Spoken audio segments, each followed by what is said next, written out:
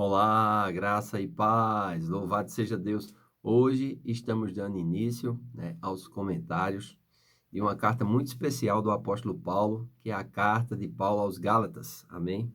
Precisamos entender o objetivo, precisamos entender o propósito, amém? Então, o objetivo desta carta, Paulo, ele tinha como principal propósito denunciar e corrigir os falsos mestres. Amém? Esses falsos mestres, eles eram judeus convertidos. Na verdade, tem-se dúvida se realmente eram convertidos mesmo, porque ao invés de abraçar o evangelho, não, eles queriam que os crentes vivessem um judaísmo. Amém? Então, eles queriam transformar os crentes em Cristo Jesus em prosélitos judeus, guardando os preceitos, as normas e a cultura, bem como disfarçado de lei, né? Porém, Paulo vem mostrando que, nessa carta, esses falsos mestres, eles tinham apresentado um evangelho falso, que ele chama de outro evangelho. E ele diz que esses falsos mestres são considerados, esse falso ensino é considerado maldito. Amém? Porque se nós não estamos seguindo o ensinamento de Cristo, nós vamos permanecer debaixo da maldição. Somente através de seguir o evangelho de Cristo, as boas novas, é que nós vamos ser resgatados da maldição da lei. Amém? Porque Cristo se fez maldito em nosso lugar. Então, os temas principais da carta, Salvação pela fé, as bênçãos de Abraão, a redenção da maldição da lei, as obras da carne e o fruto do Espírito. Então, é muito importante nós entendermos isso. Aqui no capítulo 1, Paulo já vai trazer, uma saudação, vai de forma bem chocante mostrar que os Gálatas desertaram da fé em Cristo Jesus e da graça decaíram, uma posição muito perigosa, porque estavam deixando de seguir o evangelho de Cristo para seguir os preceitos, E vai denunciar esses falsos mestres, ou seja, os cristãos judaizantes. Eu fico até entre aspas esse nome cristão, amém? Paulo vai falar a respeito tanto da sua integridade como vai defender a sua autoridade, amém? Então, é muito importante nós entendermos isso. Paulo sempre foi confrontado com relação à sua autoridade. Porém, esse homem, irmãos, ele escreveu mais da metade do Novo Testamento. Amém? Então, são 13 epístolas atribuídas ao apóstolo Paulo. Em Atos, do capítulo 13 em diante, Lucas vai se voltar para o ministério de Paulo. Amém? Então, é muito importante nós entendermos isso. Então, Paulo aqui, ele vai dizer logo no versículo 1 do capítulo 1, Paulo, apóstolo não na parte de homens, nem por intermédio de homem algum, mas por Jesus Cristo e por Deus o Pai, que ressuscitou dentre os mortos. Então, Paulo já dá logo a sua credencial aqui, dizendo que ele não é apóstolo ordenado por homens, mas ele foi comissionado pelo próprio Senhor Jesus Cristo. Amém? E ele vai escrever essa carta endereçada a todos os irmãos, companheiros, as igrejas da Galácia. Amém? Era uma área ali, amém? Da Ásia Menor, um lugar importante. Então, Paulo vai trazer essa saudação e esse endereçamento aos irmãos ali da Galácia, amém? Um lugar específico. Porém, essa carta, ela nos abençoa até hoje, amém?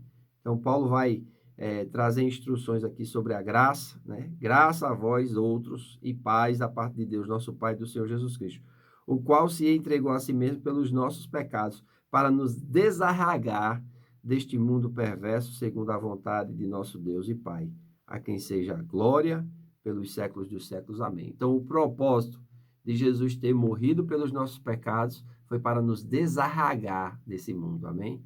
Foi para nos vivificar espiritualmente. Então, ele já vai mostrando aqui a inconstância dos Gálatas, porque não permaneceram em Cristo, amém? Não permaneceram no Evangelho, mas pelo ensino dos falsos mestres, eles foram migrando para um outro conceito, para uma outra forma de vida, que não era a forma de vida que Paulo tinha ensinado a eles, E isso traz admiração. Paulo diz: admira-me que estejais passando tão depressa daqueles que vos chamou da graça de Cristo para outro evangelho, o qual não é outro, senão que há alguns que vos perturbam e querem perverter o evangelho de Cristo. Claro, estimulado por Satanás, né?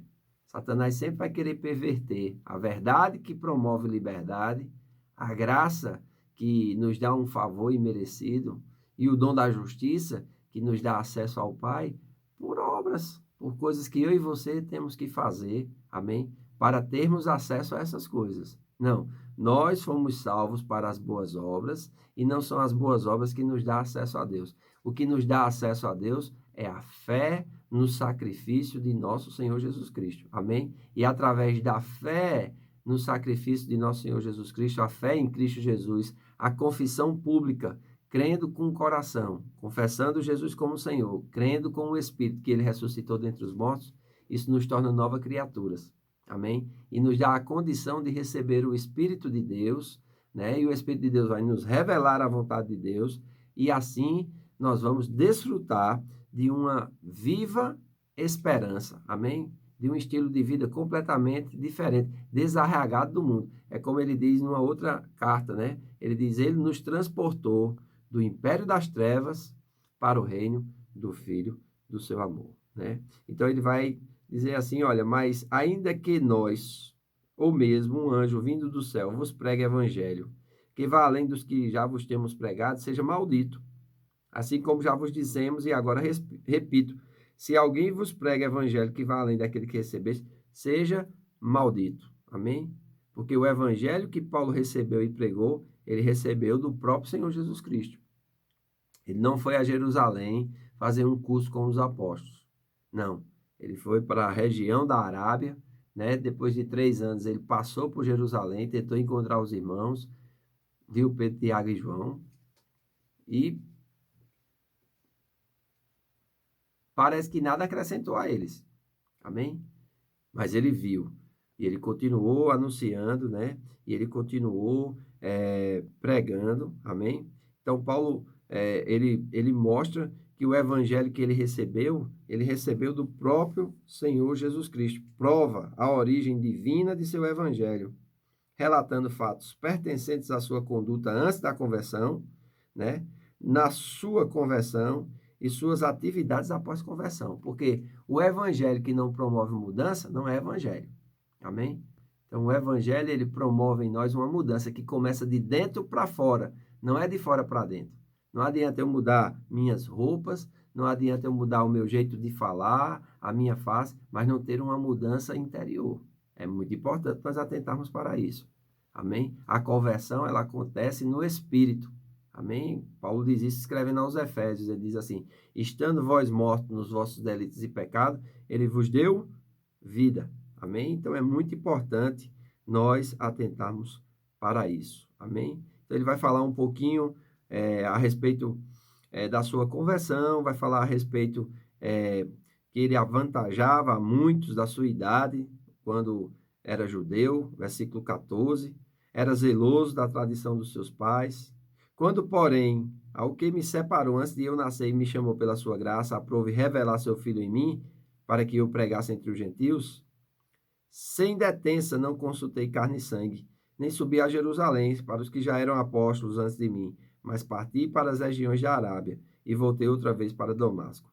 Decorrido 3 anos, então, subi a Jerusalém para avistar-me com Cefo, que é Pedro, e permaneci com ele 15 dias, e não vi outro dos apóstolos senão Tiago, irmão do Senhor. Ora, acerca do que vos escrevo, eis que diante de Deus testifico que não minto. Depois fui para as regiões da Síria e da Cilícia. Não era conhecido de vista das igrejas da Judéia que estavam em Cristo. Ouviam somente dizer: aquele que antes nos perseguia, agora prega a fé que outrora procurava destruir, e glorificavam a Deus a meu respeito. Então, a pregação do evangelho sempre vai trazer uma mudança de vida.